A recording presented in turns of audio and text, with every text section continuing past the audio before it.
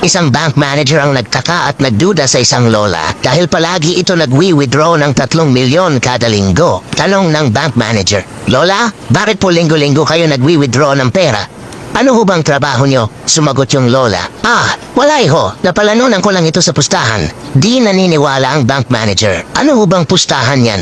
Parang di naman po kapanipaniwala." Sumagot ulit yung lola, "Sige, magpustahan tayo. 50K. Ang pusta ko ay square yung hugis ng itlog mo. Babalik ako bukas at magdadala ako ng kasama." Sabi ng bank manager. "Sige, deal. Alam ko naman hindi square itlog ko eh." "Malalaman natin bukas," sagot ng matanda. Kinabukasan bumalik ang lola at may dalang kasama. Hinubad na ng bank manager ang kanyang pantalon. At hindi hugis square ang itlog nito kaya binigyan ng lola ng 50K ang manager. Sabi ng bank manager, "Paano ho kayo nagkakapera dun, talo naman kayo?"